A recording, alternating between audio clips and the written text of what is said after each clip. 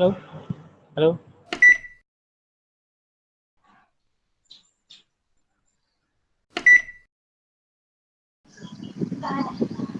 Kentara juga suara aku Nana.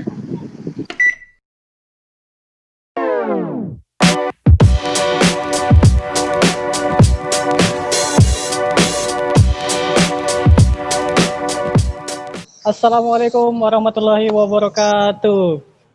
Kami akan menjelaskan tentang Space. ya betul. Oh, lambat. Ya, space merupakan suatu budaya dari Amerika Serikat. Nah, langsung saja saya lemparkan kepada Adi Husni untuk menjelaskan sedikit tentang apa itu space. Silakan Adi Husni. Oke, jadi terima kasih kepada saudara kakak Imam. Uh, Di sini saya akan menjelaskan tentang space atau United States Amerika. Nah, sebenarnya space itu dalam bahasa Inggris artinya jarak.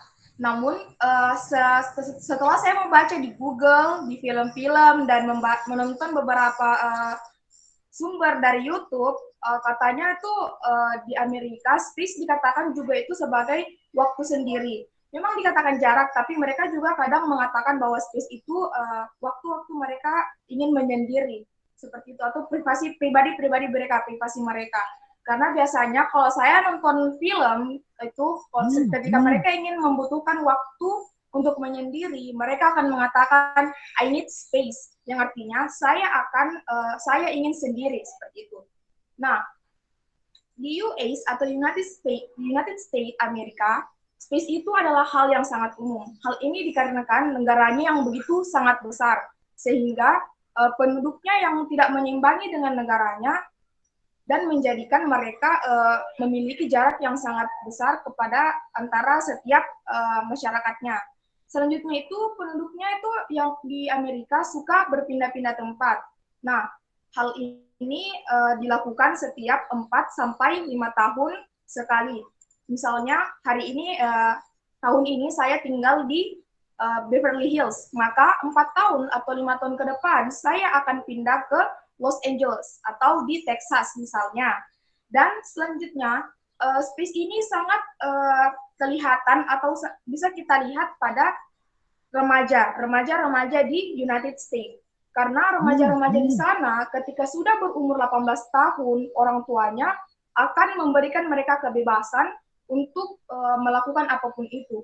Nah, dan di sana itu remaja-remaja mulai 14 tahun hingga dan seterusnya itu akan diperbolehkan oleh orang tuanya untuk melakukan suatu hubungan yang biasanya disebut kalau kita dalam bahasa Indonesia disebutnya pacar. Nah, hal ini pada remaja ini di United States, mereka itu hanya akrabnya dengan pacar dan keluarganya saja. Jadi orang-orang selain keluarga dan selain pacar, mereka akan anggap orang-orang tersebut tidak penting. Makanya mereka akan membuat space atau jarak pada orang-orang tersebut yang mereka tidak anggap keluarga atau pacarnya saja. Nah, di sana pada umur 18 tahun juga remaja sudah dilepas sama orang tuanya. Dalam tanda kutip mereka tuh kayak orang tuanya sudah tidak bertanggung jawab lagi kepada anaknya ketika umur 18 tahun.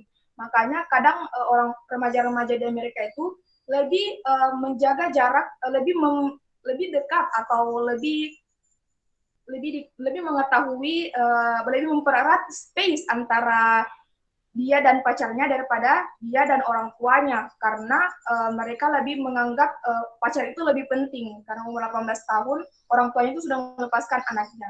Saya pikir cukup sampai di situ. Selanjutnya saya berikan kepada kakak Imam. Iya, mantap. Jadi space itu adalah suatu bisa dikatakan sebagai waktu, bisa juga dikatakan sebagai jarak. Nah, jadi ngomong-ngomong tentang jarak, nah bagaimana sih seorang di Amerika berhubungan antara tetangganya dengan tetangganya? Ya, hubungan antara tetangga. Nah, yang pertama adalah orang Amerika itu sering bertegur sapa dengan tetangganya. Misalkan di pagi yang cerah, ada Husni di samping kiri, saya bilang, misalkan saya orang Amerika bilang, "Hai Husni." Nah, nanti Husni juga bilang, "Ya, hai." Nah, small talk seperti itu tidak bertujuan untuk, maksudnya bercerita, bukan untuk memanggil untuk bercerita panjang lebar, hanya untuk bertegur sapa saja. Nah, kecuali ya ada sesuatu yang ingin disampaikan, misal yang betul-betul ingin disampaikan pada saat itu. Namun umumnya kayak tegur sapa saja, tekan hai hai ya gitu saja. Nah lanjut, ya itu tadi tentang bertegur sapa. Nah kemudian di orang Amerika juga khususnya kalangan menengah dan kalangan menengah ke atas, yang kebanyakan adalah orang Amerika Utara, mereka itu beranggapan bahwa rumahku istanaku, ya, rumahku istanaku, ya, karena mereka kayak seperti membuat investasi kepada rumahnya, jadi kayak lebih besar-besarkan rumahnya, kayak membangun terus kayak Oh iya ya. lebih cepat. Nah mungkin bisa dilihat di video kayak ini.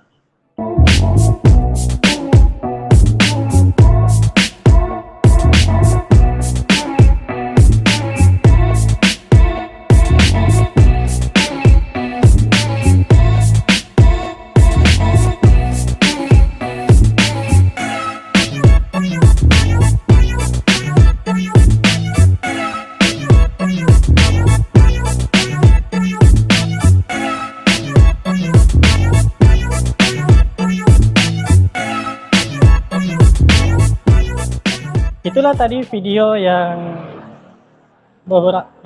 berhubungan dengan rumah orang Amerika. Nah, kemudian ketika orang lain datang ke rumah yang punya rumah besar itu, mereka itu kalau kita bilang kayak show off atau sombong kayak gitulah, Yang mau betul. sekali dilihat. Nah, padahal itu merupakan budaya mereka, tradisinya. Mereka bangga dengan punya rumah seperti itu. Kemudian mereka juga memperlakukan tamu itu sebagai tamu kehormatan, misalkan siapapun dia. Karena dengan ada slogan, eh, anggap rumah sendiri kalau kita di sini, ya kayak kayak begitu. Jadi kayak mereka kayak misalkan ada tamu, wah ini ada tamu ini, jadi harus diperlakukan baik-baik. Jadi ya make your comfortable, ya anggap rumah sendiri yang seperti itu ya. Nah kemudian ada juga aturan di Amerika bahwa rumah rumah bukan aturan, kayak tradisi. Maksudnya rumah itu tidak boleh dikunci semuanya, pintunya maksud saya. Karena kalau misalkan dikunci, kayak ada apa namanya suspicious, kayak kekhawatiran misalkan ada terjadi sesuatu di dalam rumah tersebut. Nah, ruangan yang boleh dikunci hanyalah kamar mandi saja. Nah, itulah mungkin tradisi-tradisi di Amerika. Kemudian kalau di tempat tempat makan itu biasanya digunakan oleh ibu dan anaknya untuk bernegosiasi. Seperti yang di film-film lah, film barat, biasanya terjadi dialog itu di kitchen, di tempat makan. Nah, mungkin itu saja yang bisa saya jelaskan tentang rumah orang Amerika dan interaksinya terhadap pengunjung dan tetangga. Ya. Selanjutnya, silakan Kakak Eva. Ya, terima kasih Kakak Imam.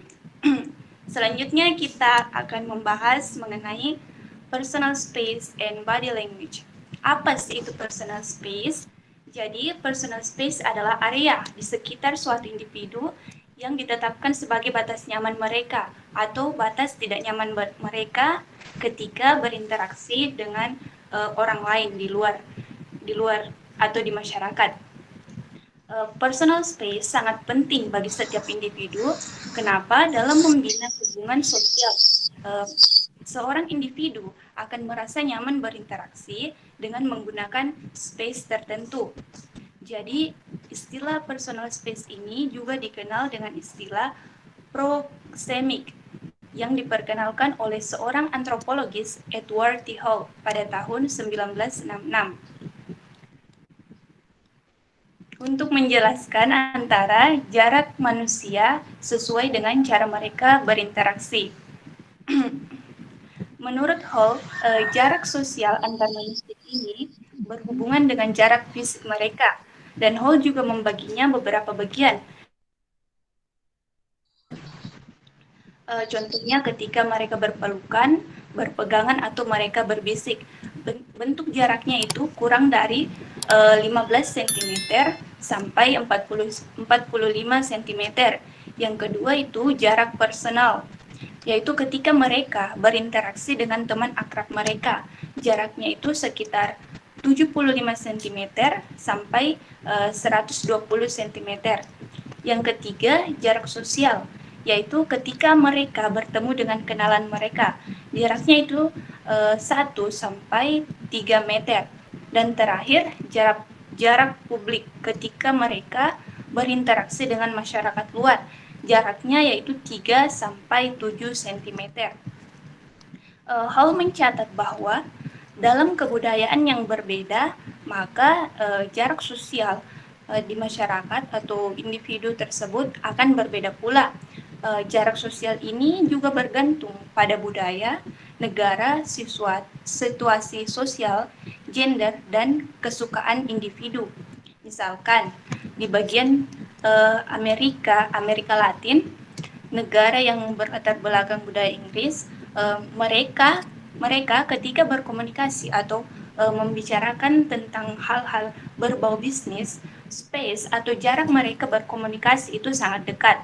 Sementara di negara kita, perlakuan seperti itu dianggap sebagai perlakuan yang agresif. Kita beralih ke body language. Body language ini diartikan sebagai bahasa tubuh, gestur, ataupun komunikasi secara nonverbal yang dapat mengirimkan pesan tertentu. Penyampaian pesannya dapat dilakukan dengan cara melalui ekspresi wajah, postur tubuh, gerak mata, melalui sentuhan, ataupun penggunaan ruang. Di dalam masyarakat sendiri, ada interpretasi atau pemaknaan yang disepakati dalam suatu masyarakat tentang perilaku tertentu. Dan di setiap body language atau gestur terdapat makna, tetapi tidak semua negara yang mengartikannya sama. Pemaknaannya atau penafsirannya bergantung pada negara individu tersebut, apakah itu bergantung pada individunya, bergantung pada daerahnya, bergantung pada budayanya, maupun bergantung pada negaranya. Misalkan orang India, ketika mereka mengangguk seperti ini, mereka memberikan makna gestur tersebut dengan pernyataan iya. Sedangkan ketika mereka menggeleng, mereka memberikan makna dari gestur tersebut dengan pernyataan setuju. Jika kita melihat negara kita, justru berkebalikan dengan gestur yang diberikan oleh orang-orang India. Di negara kita, ketika kita mengangguk, itu bermakna iya, dan ketika kita menggeleng, itu bermakna tidak. Contoh lainnya, ketika orang-orang mengacungkan tangan seperti ini, membentuk lingkaran, bagi orang Prancis, gestur seperti ini mereka mengartikannya dengan arti nol. Sedangkan bagi orang Yunani, gestur seperti ini sebagai bentuk penghinaan bagi mereka. Lain lagi dengan orang Amerika, gestur seperti ini mereka mengartikannya dengan arti yang bagus.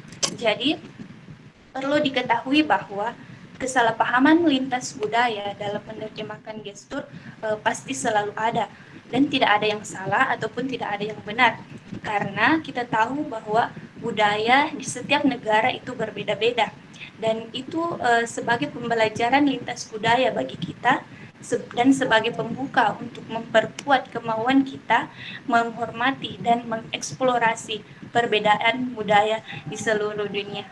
Saya kembalikan kepada Kakak Imam. Sungguh luar biasa tadi penjelasannya.